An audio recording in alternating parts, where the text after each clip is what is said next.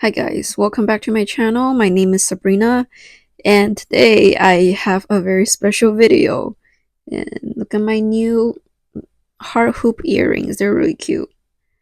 But today I am here to give you guys the lessons I learned in my 20s by not loving myself.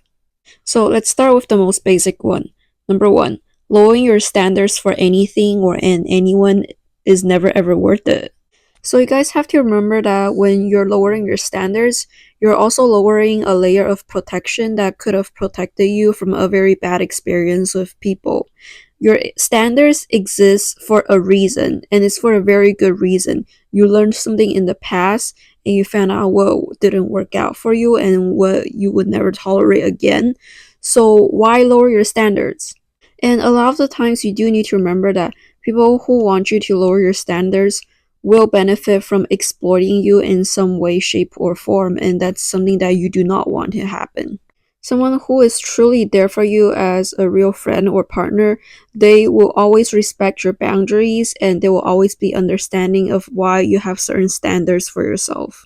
Not to say that there aren't exceptions to these rules, but that person will have to really, really prove themselves to you before you compromise on anything. Also, every time that happens, you really have to take a step back and think about if the situation really calls for a compromise like that, and if that person is really worth making the compromise for, because you can't just be putting yourself away for just anyone. This is something so there is something that I see happen quite often that isn't really talked about enough. Let's say you do a favor for a friend, and then the next time you need a favor from that same friend, but that same friend isn't willing to put in the same amount of effort for you. So in that case, when that happens, you really do need to take a step back from that friend and put them at like a lower tier in order to protect yourself. Because the reality is that sometimes friends just aren't able to be there for you in ways that you need them to be, and that's okay because different people have different purposes in each other's lives. But in that case, you're going to need to learn to take a step back and reevaluate how important they are in your life moving forward. So if you know that you have certain core needs in the friendship and someone isn't able to meet that need, what happens is you don't want to lower your standard for that person, but at the same time, it's really cruel to just cut them off. So, what you want to do is to just put them at a lower tier of friendship and start putting some distance between you and that person, but still remaining friendly and cordial. So I know these kind of tips are usually for romantic relationships, but as someone who's in their later 20s, I realize that it's very, very important and it's not talked about enough of how to handle friendships properly and how to correctly categorize your friends. Let's be realistic here. You just won't be able to be close friends with every single friend that you ever meet. It's also not healthy for you to be close to so many people and let this many people into your close space. You'll be spread very, very thin, and there will be a lot of people affecting your personal values to the point where you start to lose yourself and become misaligned with yourself. And also, you always need to remember that a friend to everyone is not a friend to themselves. And also, not everyone you meet will be around you for the right reasons. So, in order to protect yourself and make sure that you don't compromise on your own standards in friendships, you gotta set tier list and start putting people in categories. Also, time is your most valuable resource in your 20s. So make sure that you're focused on yourself and do not spread yourself too thin helping other people. So this is a lesson that I unfortunately had to learn the hard way because I spent a huge chunk of my 20s just helping anyone and everyone around me, including family, relatives, and friends. And now I'm just not where I want to be in life, and I'm having a lot of regrets over that. So no matter what happens, I hope you're always prioritizing yourself and your own time. My second tip is do not be afraid to ask anyone any questions. You'll always end up learning all the information you need about yourself and the other person when you ask the questions that you have in mind. So, for example, let's say you ask someone a very awkward question. Through that experience, you learn that you need to improve on your communication and you learn to ask the question better next time. And depending on how the other person answers you, like let's say they were nice enough to answer your question anyways, then you also learn about that other person's character. And if they decide to just brush off the question, then you learn that they might not be as nice as you think they are.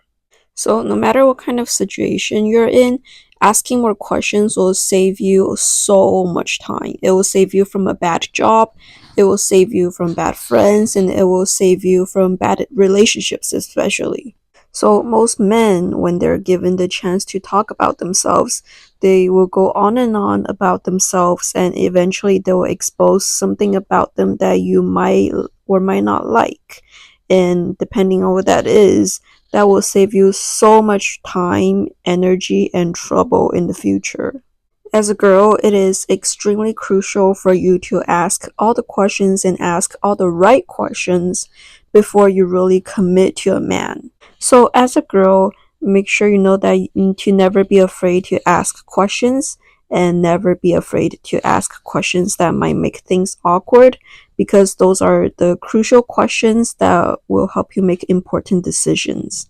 And now, going into tip number 3, it is extremely crucial for you to be able to make changes at any given moment. As you get to develop your own view of the world in your 20s, a lot of the things that you want for yourself previously, you probably won't align with them anymore after you get to experience the world in your own view. And I just found that it is a lot more helpful when I was able to quickly adapt to any changes that I had and to able to adapt to a situation based on what I observed that I previously didn't know. There were just so many new things I had to learn in my 20s that completely destroyed the image of things that I have felt before, especially when it comes to friendships and relationships. And because I was able to adapt pretty quickly to certain situations, didn't waste a lot of time on things that just didn't align with me anymore. And I didn't need to hold on to things that didn't make me happy. You also need to realize that everyone in their 20s are still finding out more things about themselves and they're adapting to the changes of their environment. So you never really know what's going to happen next when it comes to interpersonal relationships. And in your 20s, you'll be constantly met with new opportunities that could benefit you. So, in order to welcome these new things into your life, you have to be able to just let go of the old things that don't serve you anymore. And I found that this is especially true when it comes to jobs and old friends. In your 20s, especially around 25, you'll realize that you have outgrown a lot of the friends that you grew up with, and this is sadly just something that's going to happen. And you'll have to be able to let go of those friends that don't align with you anymore. Because due to life circumstances, a lot of the friends from your high school will mature a lot slower than you, depending on what kind of life situation they're in. And personally speaking, because my dad passed away when I was not even in my 20s yet, I had to go through something that was very, very different from what everyone else had to experience during their college years. And eventually, I feel like I came out a complete different person from most of the friends that I knew back in high school and middle school. It was a very harsh situation to adapt to, but eventually I had to almost completely let go of all of my high school friends, and now I'm only in contact with maybe about 5 of them. Whereas before, I was friends with almost all of my high school friends. This definitely don't just apply to high school friends. This could also apply to work friends and college friends. You never know who you're going to outgrow next. Especially if you plan on getting married early and your friends are still in their partying and clubbing era. Not to say one is like better than the other because that's all up to you. It's your life, your choice. But if you want people around you that actually aligns with your life more, you're gonna have to be able to let go of the old ones. Another point of this topic that is very important to remember is that no job is worth ruining your mental health over. Especially in this day and age where a lot of regular jobs don't even pay well. Like, it's one thing that you're getting paid a very regular salary for the job that you had to do, and on top of that, you're not paid to deal with any of the work drama. So make sure you stay away from any unnecessary trouble at work. And if your work starts to go wrong and you're not really paid enough to fix it, dip. Do not let people's scarcity mindset scare you. There are always better jobs out there. Just dip. And if working for someone else doesn't work out for you anymore, there are so many ways these days to start your own online business. So you don't need to stay for any toxic work environment ever.